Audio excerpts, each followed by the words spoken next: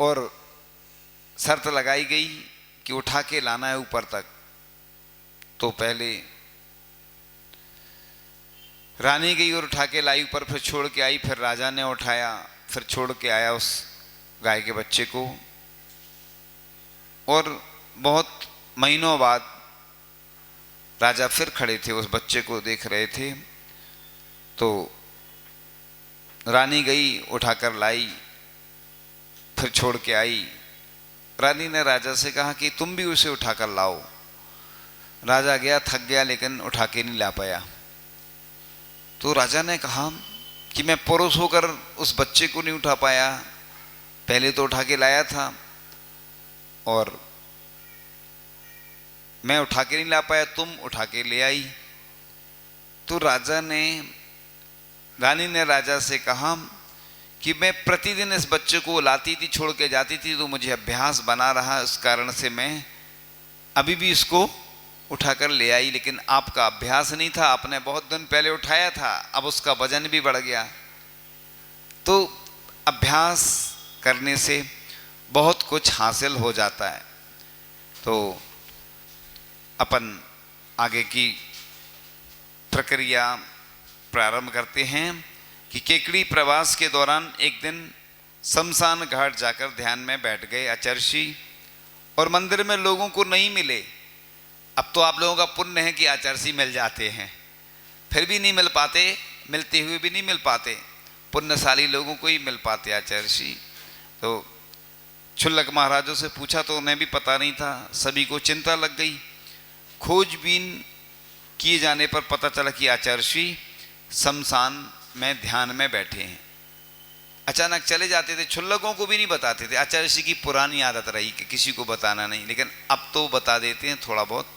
संघ में जो कोई महाराज होते हैं ना, एक महाराज जी को वो पहले से संकेत तो दे देते, ऐसे इसी व्यवस्था करना है, क्योंकि नहीं करेंगे तो बहुत सारी समस्याएं भी जाती हैं। जब शाम को मालूम चला तो श्रेष्ठीगण व युवा वहां पहुंच गए। किसी को कुछ भी समझ नहीं आ रहा था कि क्या किया जाए। तब एक व्यक्ति ने एक स्लेट पर लिखा कि संपूर्ण समाज चिंतित है, आप यहाँ से वापस मंदिर पधारें, ये स्थान निरापद नहीं है। और स्लेट आचर्षि के सम्मुख रख दी। बहुत देर बाद आचर्षि की आंख खुली तो उनकी दृष्टि सामने रखी स्लेट पर पड़ी। उसे पढ़कर मुस्कान के साथ पुनः आंखें बंद कर ध्यान में चले गए। देखो, आचार्य को कोई फर्क नहीं पड़ता, स्लेट पर लिख दिया उनने कि आपको लोग ढूंढ रहे हैं, परेशान हो रहे हैं। इसलिए तो साधु संत फिर किसी विकल्प में नहीं रहते। लोगों को लगता है कि महाराज जी हमारी ये समस्या, हमारी वो समस्या, इसलिए वो पंक्तियां भजन में आती ना, जब से उतार दई चादर, हाँ चादर, कैसी चिंता काहे की फिकर। इसलिए ग्रस्तों को ध्यान मना किया गया है, क्योंकि ग्रस्तों का मन चंचल होता है, ध्यान में मन नहीं लगता। इसलिए उनको कहा है पूजन करो, विधान करो। ध्यान में बैठेंगे, घर याद आ रहा होगा, इधर कई लोग बैठे होंगे, विकल्प रहते ना, घर में क्या हो रहा होगा, किसी को दुकान याद आती। तो इसलिए कुछ भी अपन छोड़ के आते हैं तो वो मन में विकल्प बना रहता। साधु संतों को कोई विकल्प नहीं रहता, कमरा छोड़ के आए तो कुछ है ही नहीं कि कोई उठा ले जाए। ले भी जाएगा तो उसका भला ही होगा, जो पुस्तक ले जाएगा तो पढ़ेगा वो, तो उसका ज्ञान बढ़ेगा। इसलिए गृहस्थों को परिग्रह के कारण से उनका मन नहीं लगता है, चंचल होता है मन, इसलिए उनको कहा गया कि पूजन आदि करो, विधान आदि करो। लेकिन मुनि महाराज को ही ध्यान लिखा है, क्योंकि निर्विकल्प वही हो सकते हैं। तो इसी प्रकार से उसे पढ़कर मुस्कान ले के साथ पुनः आंखें बंद कर ध्यान में चले गए। रात भर साधना रत रहे। सुबह होने पर आचार्य जी मंदिर लौटाए। एक दिन आचार्य जी ने बघेरा बिहार कर दिया, किसी को पता ही नहीं चला। दोनों क्षुल्लक भी साथ में थे। मुझे पता चलते ही तत्काल गया। समाज भी आती रही और दर्शन कर कर लौट गई। अब एक और बहुत अच्छा संस्मरण आने वाला है कि जो भृतहरि की गुफा है, वहाँ पर आचार्य ने ध्यान लगाया।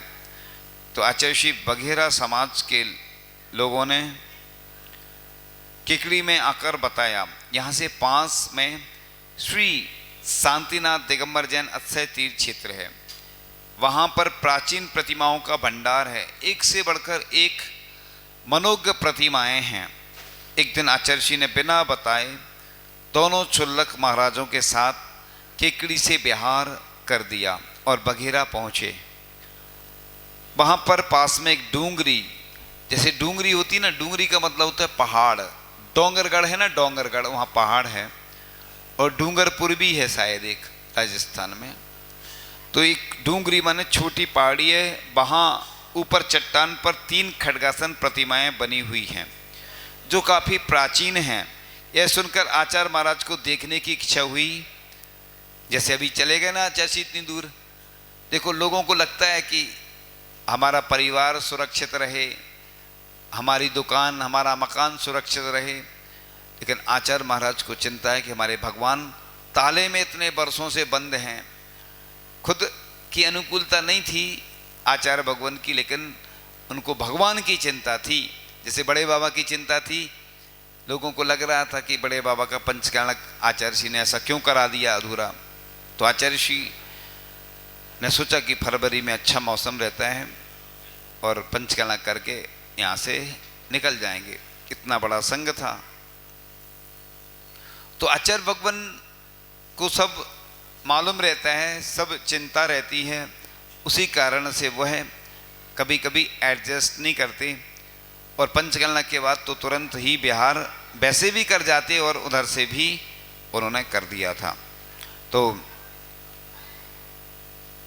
और वे एक दिन उस डूंगरी पर गए, उन प्रतिमाओं को देखा और पास में बना एक छोटा सा कक्ष पत्थर की पट्टियों का बना हुआ है। उस कक्ष में भी प्राचीन कलात्मक अनंत प्रतिमाएं विराजमान हैं और बाहर एक प्राचीन सर्वतोभद्र यानी चौमुखा, सर्वतोभद्र जहाँ मंदिर बनाए जाते हैं ना, जैसे भाग्योदय में सागर में बन रहा है, चतुर्मुखी बोलते हैं, यानी उसका दोष खत्म हो जाता है। जैसे कहते हैं ना भगवान की पीठ नहीं पड़ना चाहिए, मंदिर के पीछे किसी का घर होता आसपास में लगा हुआ होता तो दोष आते हैं। और चतुर्मुखी जो बनता है ना, जैसे मानस्तंभ में चतुर्मुखी प्रतिमाएं होती हैं, यह सर्वतोभद्र सर्वश्रेष्ठ माना गया उसमें, क्योंकि भगवान का मुख जैसे इधर बैठे ना भगवान दिख रहे होंगे, चतुर्मुखी हैं, किसी की पीठ नहीं पड़ रही, भगवान की पीठ।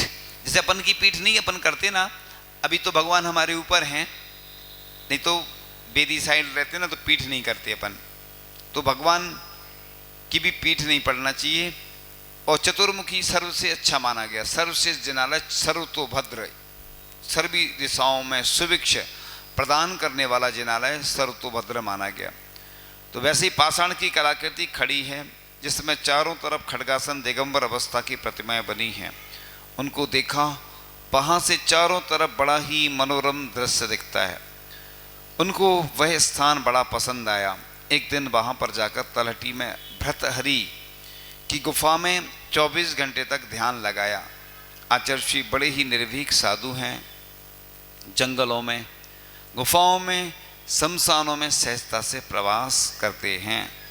अब एक ज्येष्ठ कृष्ण चतुर्दशी को भगवान शांतिनाथ के जन्म तप और मोक्ष कल्याण के पावन अवसर पर श्री शांतिनाथ दिगंबर जैन अक्षयछेद वगैरह में कमेटी ने निवेदन किया और आचार्य श्री ने आत्म विकास के लिए त्याग की महत्ता पर प्रकाश डाला और आत्मा से परमात्मा बनने के लिए विषयों से दूर रहने पर बल दिया। संसार को भोगने के बाद तो सभी संसार का त्याग कर सकते हैं, किंतु बिना भोगे ही संसार का त्याग करने वाले इन तपस्वियों के समक्ष नतमस्तक हो जाता हूँ।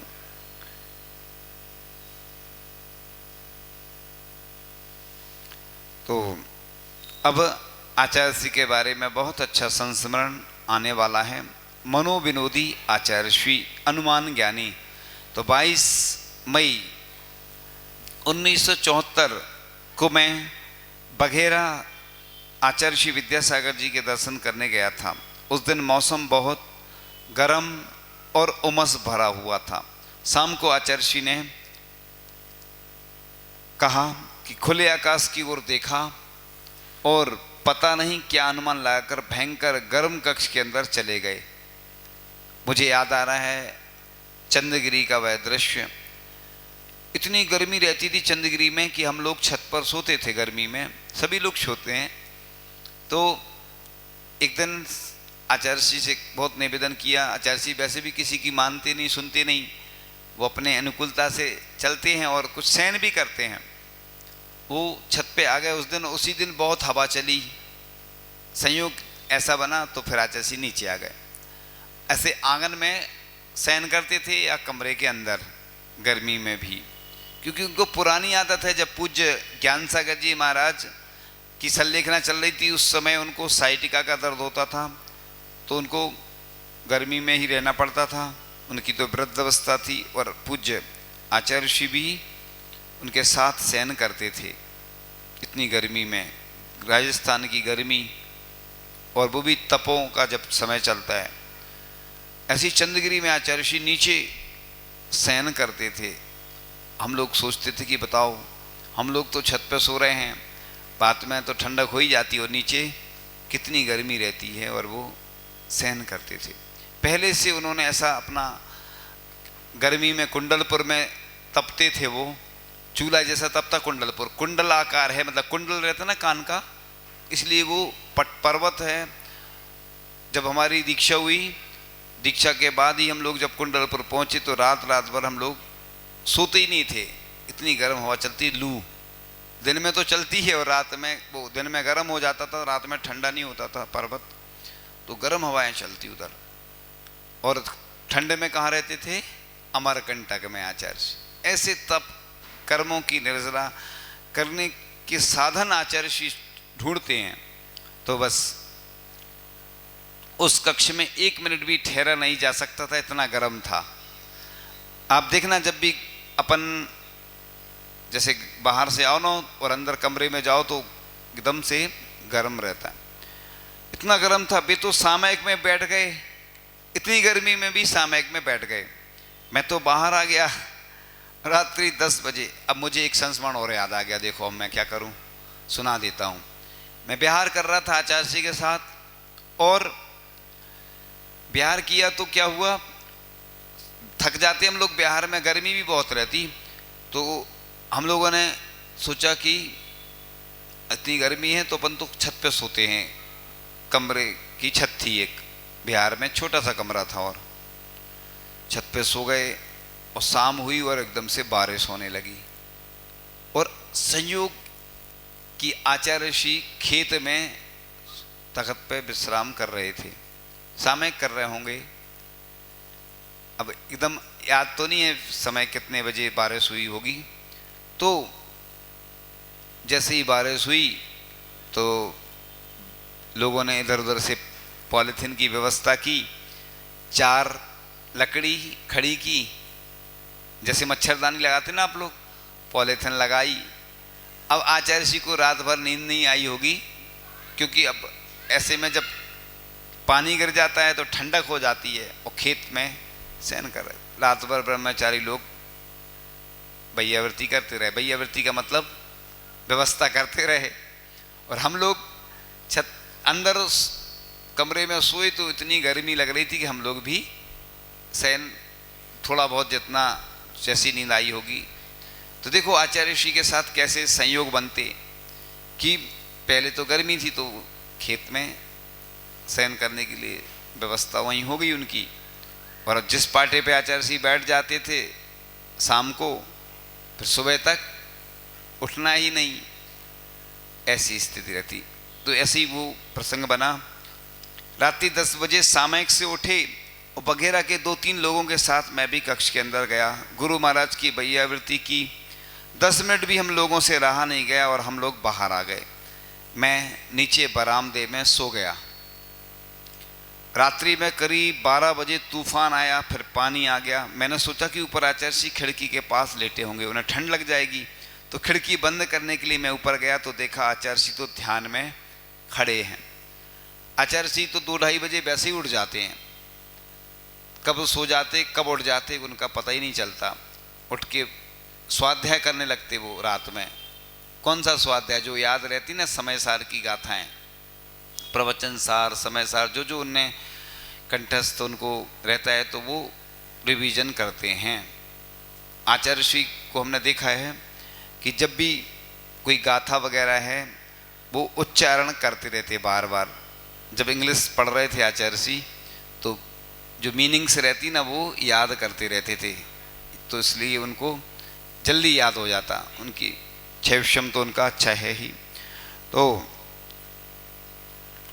देखा, मैं चुपचाप नीचे आ गया, फिर लेट गया। 2 बजे बहुत तेज़ ठंड लगने लगी। मैंने सोचा आचार्य जी लेट गए होंगे तो अपन भी बाहर वाले कमरे में, छुल्लक जी के कमरे में लेट जाएंगे। जैसे ही ऊपर गया तो आचार्य जी अभी भी ध्यान में खड़े थे।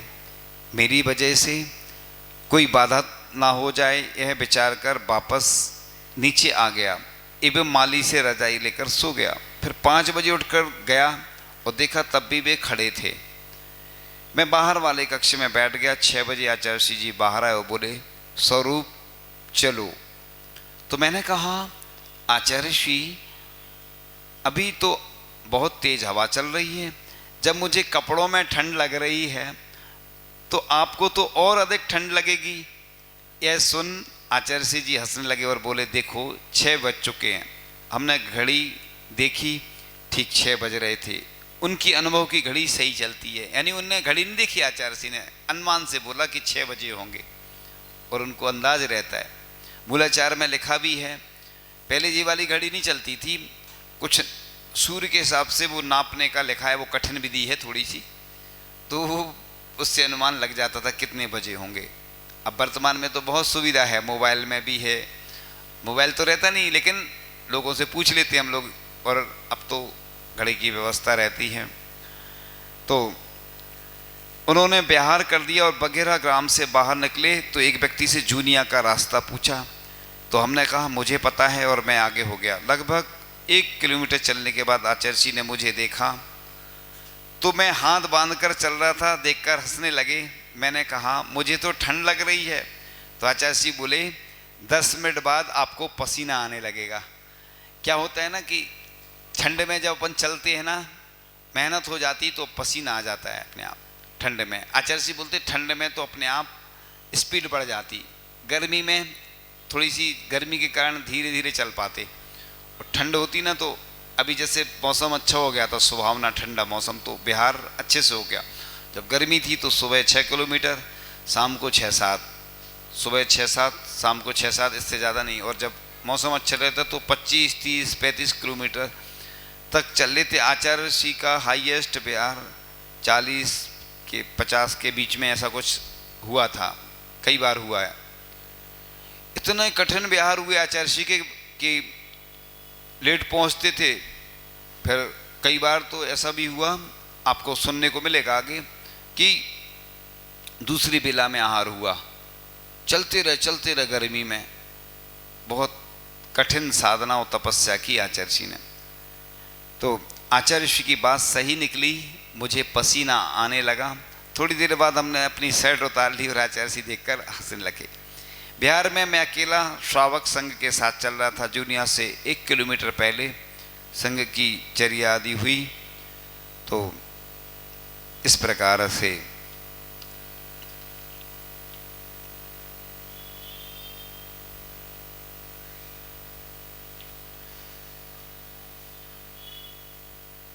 आचार्य भगवान सांस्कृतिक दूरदृष्टा। तो सरवार प्रास में प्रवास, सरवाड़ कोई नाम का गांव था, प्रतिदिन प्रवचन होते थे। एक दिन आचार्य जी बोले, आप लोग इसे अक्षय क्षेत्र तो बोलते हैं और भव्य विशाल प्रतिमाएं भी हैं, किंतु जगह तो है ही नहीं। भविष्य को देखकर काम करना चाहिए। कई लोग मंदिर बना लेते छोटा सा गांव में, अब कोई कार्यक्रम होना या कुछ होना तो जगह ही नहीं रहती, इसलिए पहले से प्लानिंग से, मास्टर प्लान से ही मंदिर बनाए जाते हैं कि जिससे आगे जनसंख्या बढ़ेगी, बाहर से भी लोग आ जाते हैं, उस हिसाब से बनाया जाता। प्रवचन के बाद आचार्य जी को बताया, यह बगल वाला नोहरा जैन समाज के एक व्यक्ति का है, मिल जाए तो काफ़ी अच्छा हो जाएगा, किंतु वे दे ही नहीं रहे। उन्होंने मना कर दिया कि हमें नहीं बेचना है। तब आचार्य जी बोले, पहले से नकारात्मक सोच नहीं बनाना चाहिए, अच्छे विचार लेकर उनके पास जाएं तो आपका काम हो जाएगा। इसी बीच में मुझे एक संस्मरण याद आ गया, बीच बीच में हम अपने भी सुनाते जा रहे हैं, क्योंकि वो तो हैं ही, जो वो ही सुनाएंगे ना तो आप लोग कहेंगे वो तो हम पढ़ लेते, लेकिन उसके साथ एक मुंबई से कुछ लोग आते हैं जो कि पहले जैन, श्वेतांबर जैन थे पहले, फिर उन्होंने प्रभावित होकर आचार्य श्री से धीरे धीरे दिगंबर जैन धर्म को स्वीकार कर लिया। वो लोग उन लोगों ने प्रतिमा ले ली आचार्य श्री से, और जल भरने के लिए जहाँ जाते थे वहाँ पर कोई मठ थी, मठ जैन मठ नहीं थी, आप समझ गए होंगे। कुछ कुछ चीज़ें हम छोड़ते जाते, वो बताने लायक नहीं होती हैं, कुछ कारण होते हैं। तो मठ में जो व्यक्ति थे, ये लोग जब पानी भरने जाते थे, जल भरने, तो बेलछानी डालते ना, जो जीवानी, वो कहते थे तुम लोग ये जूठन डाल जाते हो, वो लोग मना करते थे। अब वो व्यक्ति गए, आचार्य श्री को भी बताई समस्या कि आचार्य श्री, अब हम लोगों को प्रतिमा का पालन करना है मुंबई में और बहुत परेशानी जाती है। आचार्य श्री ने कहा कि एक बार जाके फिर से बताना, फिर से चर्चा करना, अपना पूरा विवरण बताना। और फिर से गए वो लोग, उन्होंने बताया कि मैं प्रतिमा ली हूँ और ब्रह्मचारी हूँ, मेरा व्रत है, मेरे परिवार के लोगों का भी व्रत है, एक बार भोजन करता हूँ। अच्छा, वो उन लोगों ने कहा आप लोग तो हमसे भी अच्छे हैं, और उन्होंने आचार्य श्री का बताया कि मैं आचार्य श्री विद्यासागर जी महाराज से मैंने प्रतिमा ली है। अच्छा, मैं भी कटनी का हूँ, उसी क्षेत्र का हूँ, और आप लोग तो हमसे भी बहुत अच्छे हैं। अब आप ने जब ऐसा परिचय दे दिया आचार्य श्री का, तो बस अब आपको जैसा करना वैसा कर लिया करो। तो उनकी समस्या का हल हो गया, और जल प्रतिदिन वहीं से वो कुएं से भर के लाने लगे। देखो आचार्य श्री के नाम का कितना प्रभाव है। और पहले वो मना कर रहे थे और दुनिया का वो गुस्सा हो रहे थे। जब उन्होंने बताया कि हम एक बार भोजन लेते हैं, हमारा ब्रह्मचर्य व्रत है, तो बस तुरंत आचार्य श्री ने जैसा बोला था वैसा उन्होंने बता दिया। तो आचार्य श्री ने ऐसा आशीर्वाद दिया कि उनके पास जाते ही आचार्य श्री ने आशीर्वाद देकर भेजा है, और उन्हें आचार्य श्री जी की इच्छा बतलाई तो एकदम से चमत्कार हो गया और वे देने को तैयार हो गए, और तत्काल समाज ने वह जमीन उनसे क्रय कर ली। बाद में आचार्य श्री के आशीर्वाद से वहाँ धर्मशाला बन गई। तो इस प्रकार से आचार्य भगवान के अतिशय चमत्कार आपके सामने आएंगे।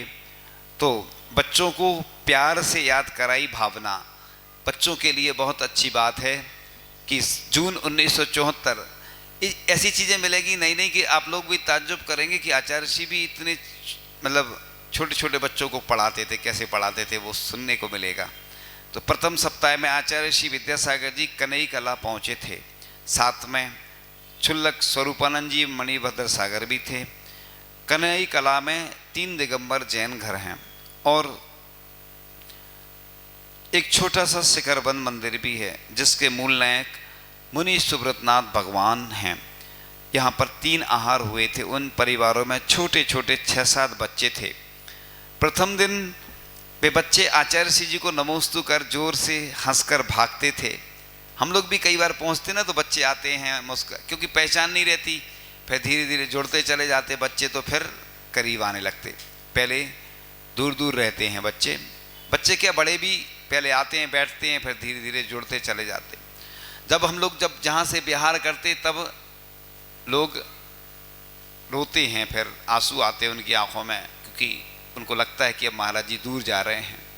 तो आचार्य श्री जी को उन छोटे छोटे बच्चों की बाल हंसी को देखकर हंसते थे और उन्होंने भांप लिया कि बच्चों में संस्कार नहीं है।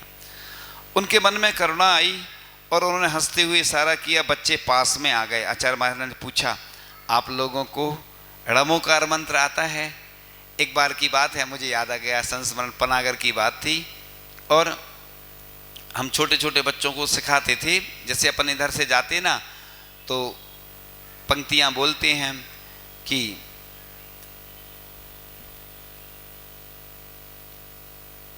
चंदन की 2 कोठरी मोती जड़े किवाड़, मुनिवर जी हम घर चले बंधन बारंबार। और एक धवल सागर महाराज जी सुनाते थे, चांदी को चौतरा कंचन सी झार, छोटी बड़ी प्रतिमा सबको नमस्कार। यानी चांदी की बेदी हो और कंचन माने सोने की झार हो, झारी मतलब सोने की, जिससे शांति धारा करते, छोटी बड़ी प्रतिमा सबको नमस्कार। तो एक ये वाली पंक्ति तो अलग है हटके। हम सिखाते थे बच्चों को कि जब भी कोई महाराज जी के पास जाओ तो उनसे ऐसे नमोस्तु करना, हे मुनिराज आप धन्य हैं, आपकी जय हो, हमारे कर्मों का क्षय हो। तो आचार्य श्री के पास वो गए बच्चे आचार्य श्री से, हे मुनिराज आप धन्य हैं, आपकी जय हो, हमारे कर्मों का क्षय हो। तो आचार्य श्री ने किसने सिखाया? तो उन्होंने हमारा नाम बता दिया। तो ऐसे ही आप लोगों को णमोकार मंत्र आता है? बच्चों ने कहा हाँ। फिर पूछा मेरी भावना, बच्चों सुन रहे हो कि नहीं? देखो आचार्य श्री की बात है, ये जब हमारा जन्म भी नहीं हुआ था तो 1974 की बात है। मेरी भावना, आचार्य श्री ने पूछा 12 भावना प्रभु पतित पावन आती है? तो बच्चों ने कहा नहीं। 24 भगवान के नाम आते हैं? बच्चों ने कहा नहीं। तो आचार्य महाराज बोले इनको याद करना चाहिए। तो बच्चे बोले कौन याद कराएगा? तो आचार्य महाराज बोले आपके घर के लोग कराएंगे। तो बच्चे हंसते हुए बोले उनको नहीं आती, आप करा दीजिए। तो आचार्य महाराज उनकी बदमाशी समझ गए और हंसने लगे और फिर बोले मुझे जिसने याद कराया वह तुमको भी याद करा देगी। तो बच्चे बोले आपको किसने याद कराया? तो आचार्य महाराज बोले जाओ वह पुस्तक रखी है वह लेकर आओ। बच्चे लेकर आए। तो आचार्य श्री जी बोले ये जिनवाणी माता है, इसने मुझे भी याद कराया था। और आचार्य श्री जी ने मेरी भावना, 12 भावना, प्रभु पतित पावन की बिनती और 24 भगवान के नाम निकाल कर दिखाए और पूछा हिंदी पढ़ना आता है? तो बच्चों ने कहा आता है, लेकिन इसको कैसे पढ़ना है? तो आचार्य श्री जी ने उनको पढ़कर लय बताई। अब बताओ आचार्य श्री की क्या स्थिति थी 1974 में और आज। अब बच्चे क्या बड़ों को भी वो टाइम नहीं था। अब तो हम लोगों को भी दुर्लभ हो गया, साधुओं को भी। अभी कुंडलपुर में जरूर चिंतन वगैरह आचार्य श्री देते थे। सुबह से आरिकाओं की पहले अलग लगती थी, हम लोगों की अलग, दोपहर में उनकी आरिकाओं की लगती थी। पहले एक साथ भी लगती थी, फिर अलग अलग लगने लगी। तो आचार्य श्री अब तो हम लोगों को भी देने में उतना अनुकूलता नहीं बन पाती। और आचार्य श्री ने पहले हम लोगों को जय धवला, महावंद, धवला जो सिद्धांत ग्रंथ हैं और भी कई ग्रंथों का स्वाध्याय आचार्य श्री ने हम लोगों को कराया। जबकि हम लोग ABCD नहीं जानते थे जब नए नए थे। तो आचार्य श्री ने जब पढ़ाना शुरू किया फिर धीरे धीरे समझ में आने लगा। और तो आचार्य श्री ने उनको पढ़कर लय बताई। बच्चे पुस्तक ले गए और सुबह शाम दोपहर उस लय में पढ़ते रहते। वहाँ के लोग बोले महाराज आपने तो इन पर जादू सा कर दिया, ये बस 24 घंटे यहीं पढ़ने में लगे हैं, बहुत कुछ इन्हें याद हो गया है। तब आचार्य महाराज बोले आप लोगों को बच्चों पर ध्यान देना चाहिए। आप लोग बड़े लोग सुन लेना, बच्चों पर ध्यान देना चाहिए। हितात अब आगे, अब आचार्य श्री ने ली इतिहास की जानकारी। मैं कक्षा 7वीं में पढ़ता था, जिस व्यक्ति ने सुनाया वह।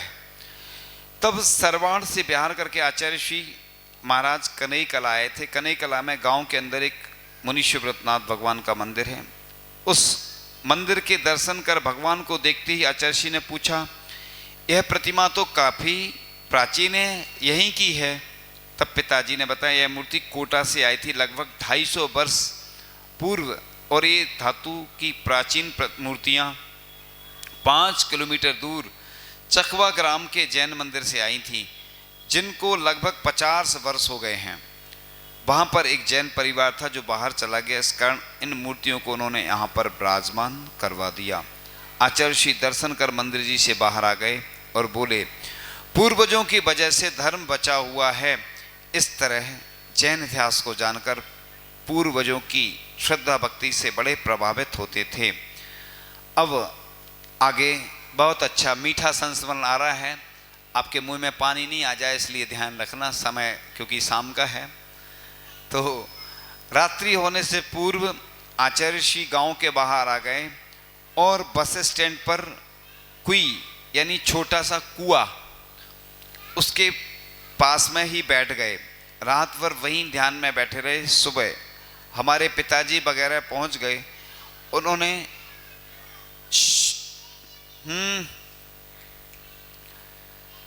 रात भर वहीं ध्यान में बैठे रहे। उन्होंने निवेदन किया, महाराज गांव में अंदर चलें। तो आचार्य श्री गांव में अंदर आ गए। आहारचर्या के बाद मंदिर जी में बैठे तो गांव के कुछ लोग आ गए और बोले, बाबा जी कहाँ हैं? दर्शन करना है, चमत्कार हो गया, कुएं का पानी मीठा हो गया। आचार्य जी ने ध्यान लगाया तो कुएं का पानी मीठा हो गया। ये तो बाबा जी का ही चमत्कार है। फिर हम सभी लोग कुएं के पास गए और कुएं से पानी निकालकर पिया तो मीठा लगा, जो आज तक मीठा ही है। यह सब आचार्य श्री के तप का ही प्रभाव है। इस तरह वर्ष 1974 का इतिहास पढ़ा जाएगा तो पीढ़ियां पाएंगी कि आचार्य श्री विद्यासागर जी महाराज बड़े ही ध्यानी महाराज थे। उनके ध्यान तप योग से बड़े बड़े चमत्कार होते थे, रिद्धि सिद्धियां उनके पास घूमा करती थीं। अब आचार्य श्री की मधुर वाणी का प्रभाव। कनई कला में 2 दिन प्रवास करके आचार्य श्री सांपला ग्राम की ओर बिहार कर गए। हम बच्चे लोग भी बड़ों के साथ सांपला तक आचार्य श्री को छोड़ने गए थे। निम्बाड़ा ग्राम होते हुए सांपला पहुँचे थे। रास्ते में हम लोगों को कांटे लग रहे थे। तब हमने साहस करते हुए आचार्य श्री से कहा, महाराज आप इतनी तेज चलते हैं फिर भी आपको कांटे नहीं लगते, और हम लोगों को बार बार कांटे लग रहे हैं। वो कई बार बिहार करते ना लोग, तो हम लोग स्पीड में चलते, लोग कहते महाराज जी थक गए थोड़ा बैठ लो। अब हम हमेशा पंक्तियाँ सुनाते हैं, पीछे बंधे हैं हाथ, शर्त है सफ़र, किससे कहें पाँव का कांटा निकाल देना। मान लो ठंड का समय है, एक हाथ में पिच्ची एक हाथ में कमंडल, और बिहार करना है लंबा और कांटा लग गया। अब समय हो रहा शाम का और निकालेंगे तो बैठ गए तो रात हो गई, और फिर रात वहीं निकालना पड़ेगी ठंड में। ठंड में तो कम से कम कमरे में ही रहना पड़ता। गर्मी में तो कहीं भी खेत में भी रुक जाओ, रास्ते में कहीं भी रुक जाओ तो उतनी समस्या नहीं रहती। तो ऐसे ही अब लग रहे हैं। तब आचार्य श्री जी हंसने लगे और बोले, देखो जीवों को बचाने का भाव रखो और सावधानी से चलो तो कांटों से भी बच जाओगी और जीवों को बचाने का पुण्य भी मिल जाएगा। तो आचार्य श्री जी की प्यार भरी इस शिक्षा से मैं बड़ा प्रभावित हुआ। एक बार एक महाराज जी को कांच लग गया पैर में। आचार्य श्री के पास गए, आचार्य श्री पैर में कांच लग गया। तो बोले देख के नहीं चल रहे थे और प्रायश्चित दिया। तो किसी शिष्य ने पूछा कि एक तो कांच लग गया और आप ऊपर से प्रायश्चित दे रहे। तो आचार्य श्री बोले कि देख के नहीं चल रहे थे, मान लो जीव होता कोई पंचेंद्रिय उसके ऊपर पैर पड़ जाता और मर जाता, तो इसलिए 4 हाथ जमीन देखने का जो एरिया पथ समिति से देखने का विधान आता है। आज हम देखते हैं, हम जब भी जाते हैं ना जैसे कहीं, तो कितने सारे सर्प मरे रहते हैं, पंचेंद्रिय जीव। एक पंचेंद्रिय जीव का प्रायश्चित मिलता है, एक उपवास। कमरे में छिपकली मर जाती। प्रायश्चित का हम विधान बता रहे हैं, ऐसा नहीं सोचना, ये तो बता रहे हैं हम, होता है ऐसा। प्रायश्चित नहीं बता रहे, नहीं तो वो ठीक नहीं रहता। मतलब उपवास मिलता है एक। अब सोचिए आप वाहन से जाते, इसलिए चतुर्मास में कम से कम चलना चाहिए। जब कोई बहुत ज़रूरी काम हो, कोशिश भर अपने वाहन से नहीं चल के, ट्रेन चल रही है तो कम दोष लगता बस से, क्योंकि वो चल रही है और अपन अपने निमित्त से वाहन ले जाते हैं तो पूरा दोष लगता। इतने सारे जीवों का घात होता है। अकेले चातुर्मास से मतलब नहीं, हमेशा प्रयास करना चाहिए, बचना चाहिए जितना कम। और हमेशा जहाँ भी जाओ कोई काम से तीर्थ यात्रा जरूर करना चाहिए, जिससे जब भी स्नान करो तो ये सोचो कि हमें आहार देना है और भगवान की पूजन अभिषेक आदि करना है। आहार देना है तो पुण्य की क्रिया करोगे तो उसमें कम दोष लगता। इसी प्रकार से जब भी भोजन बनाओ तो यही सोचो कि हम तो महाराज जी को भोजन कराएंगे, भोजन या जो भी साधु को आहार दान देंगे तो आपका जो सटकाए जीवों की जो हिंसा होती है वो अहिंसा में परिवर्तित हो जाती, वो दोष कम लगता है। इसी प्रकार से जितना धन कमाने में पाप लगता है उसका प्रक्षालन दान के द्वारा ही होता है। इस प्रकार से आज बहुत सारे संस्मरण आपको सुनाए।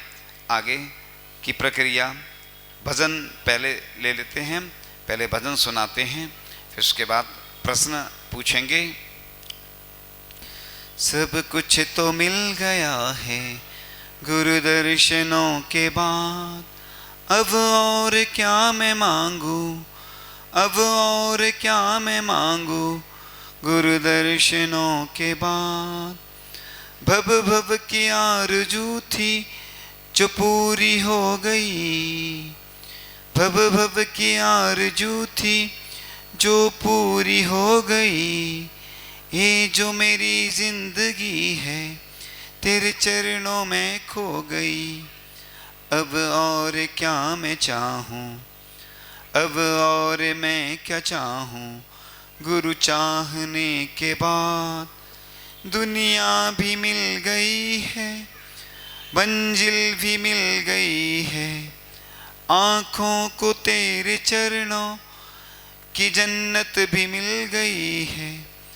और क्या मैं देखूं गुरु को देखने के बाद। तेरे लिए ही हमने जीवन जी लिया है, हर श्वास है गुरुवर तुमको ही जी लिया है। अब और क्या मैं जी लूं गुरु को जीने के बाद। सब कुछ तो मिल गया है गुरु दर्शनों के बाद। अब और क्या मैं मांगू गुरु दर्शनों के बाद।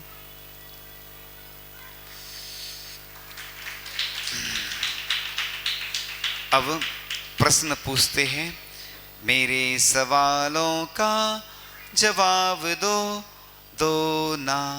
आता है पहला प्रश्न। आचार्य श्री ने बच्चों से क्या क्या पूछा था, बच्चों से क्या क्या याद करने के लिए कहा था।